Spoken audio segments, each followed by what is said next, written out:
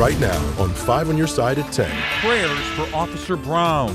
Tonight, the calls for healing outside the Ferguson Police Department, less than 48 hours after a protest turned violent. We had an excellent weekend here in the bi-state, but now we turn our attention to the northwest and west as historic rainfall has fallen near Oklahoma City and Tulsa. Why this system is impacting us over the next couple of days and how much rain we can expect Monday morning.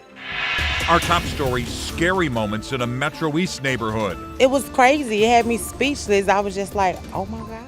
A fiery crash into a home turns deadly, leading to a manhunt for a man with a machete. A 5 on Your Side camera was there when he was taken away in handcuffs.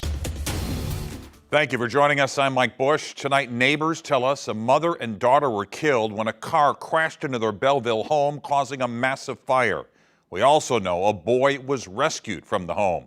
New tonight, our Annie Kroll talked with neighbors who were put on lockdown while police searched for the suspect. Mike, the suspect Matthew Thomas was arrested several hours later, armed with a machete about 1.5 miles away. Those who live nearby say they're shocked by what happened, but had heard fights at the house before. I didn't hear the crashing of the car. I didn't hear nothing. That was around 9 a.m. on Sunday morning when neighbors Shanice Magruder and her daughter Kyla stuck their head out the door on South 8th Street.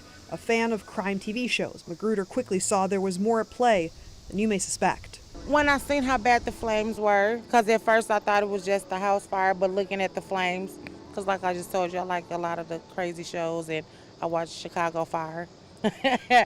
Looking at the flames, I can tell like it was burning too fast, too quick for it to just be a normal house fire. She was right. Police say a car crashed into this home, setting it ablaze, killing 2 people inside, confirming it was a woman and a girl. Neighbors tell us they were mother and daughter. How do you wrap your brain around something like that? Like, I don't think you really can wrap your brain around a car hitting somebody while they're at home in the comfort of their own home. Police have identified the suspect as Matthew K. Thomas. Neighbors sharing they'd heard domestic disturbances in the past at the house. I'm in shock too. It's crazy he did that to her because he put her out or because she put him out. I don't feel like no relationship that serious. One boy was rescued from the building. This baby seen most of what happened, so you definitely got to get that baby counseling and get him help with coping with what he's seen, because he's going to have a problem for a very long time.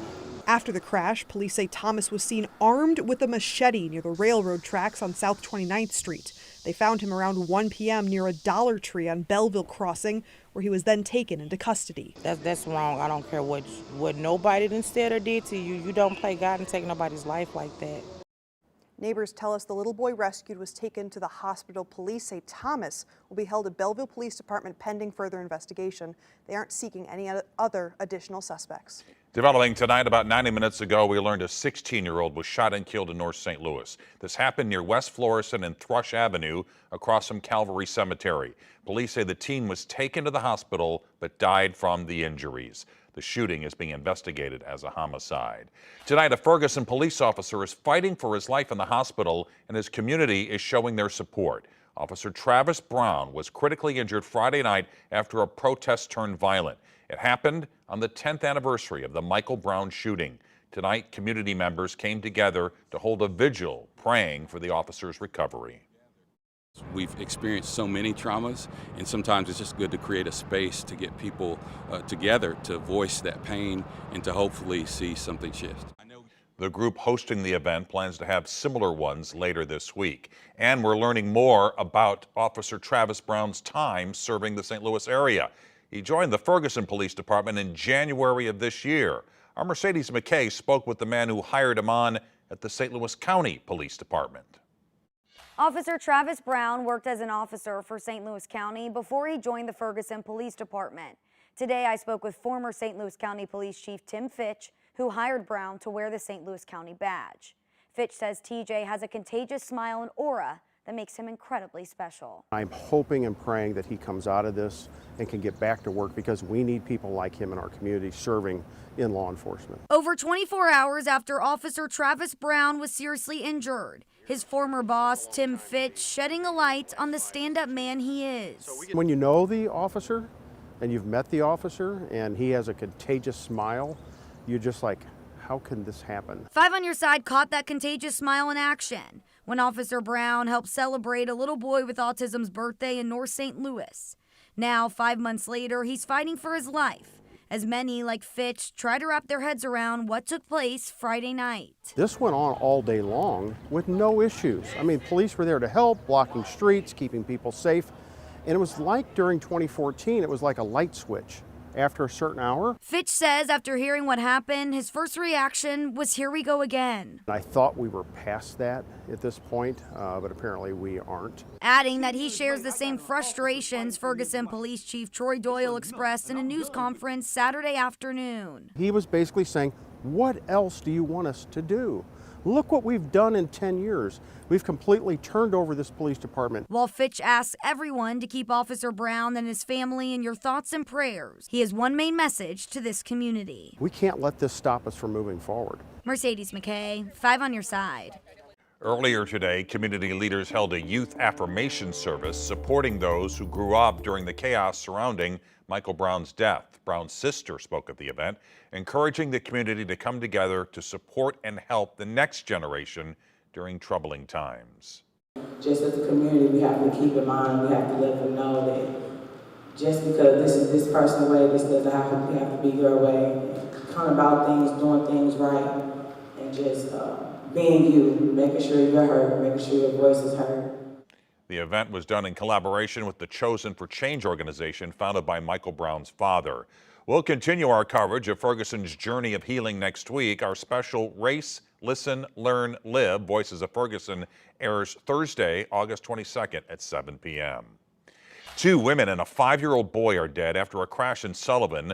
Police say a semi-truck slammed into a car stuck in traffic on I-44 last night, causing another car to crash into the truck. That backup last night came after police fatally shot a man on the interstate. Investigators say he came after officers with a knife. Tonight, family and friends are identifying him as Garrett Ryan. New tonight, 5 on your side's Laura Barczewski spoke with people who witnessed the shooting. Kayla Walker says it was an average Saturday evening at work in Sullivan when all of a sudden she saw a man walking near the interstate and police cars swarmed the area. I look up and, all I see is cops surrounding him and then pow, pow, pow, There he goes down on the ground, man. It's hard. Sullivan Police and the Franklin County Sheriff's Office say an officer and deputy responded to a call about an irate man who we now know is Garrett Ryan walking in and out of traffic on Interstate 44. Police say they stopped traffic to prevent him from being hit by a car and tried to talk with Ryan, but claim he started coming at them with a knife. They both shot him when he refused to drop it. Another witness says they saw 4 law enforcement officials with their weapons drawn and did not see Ryan carrying a knife. You could clearly see as he's going like this, his hands were empty. Yes, he had agitated behavior, going like this. Walker says she didn't see any weapons either. It appeared he was in a mental crisis, he needed help. And instead of tasing him or, getting him mental help, they shot him. And I don't think that's okay. Ryan's friend Cassie Potter says she couldn't believe this happened to him and is grieving along with his family. He never would be confrontational. He'd never get in an argument. He always avoided that. And I got sober 2.5 years ago, and he was my biggest support system that I had. People who work along Interstate 44 here in Sullivan say traffic was backed up for hours because of the shooting. They even heard a car crash just down the road. And then down by Stanton exit, there was a couple of semis. They had, I guess, tried to swerve to miss people, and it didn't work out. A 5-year-old boy lost his life because of it. A mom, another person. It's just overall sad. Reporting in Sullivan, Laura Barczewski, 5 on your side. Police identified the victims of the pileup as 25-year-old Bailey Snyder, 32-year-old Chelsea Smith, and an unnamed 5-year-old boy. Well, let's take a live look at downtown St. Louis. The clouds continue to roll in, and something else may be coming with it. Meteorologist Gary Frank is tracking rain for your Monday morning commute. Yeah, we've had a pretty dry stretch for the last 10 days, about 1/4 of an inch so far this month. That's no surprise. It's starting to get dry out there and a little more brown as it's heating up. And we're going to see this rain. Now, there's 2 parts to this. One that's right along I-70. It's raining pretty good on the southern 435 loop in Kansas City. But then as we look closer to north of Oklahoma City, those areas kind of signify that we're starting to see some of this low-level moisture settle in and enhance these regions. And that's where the heaviest rain is going to settle in. It's how that clips us and how much rain we get. You'll see how that rain settles in and it falls apart.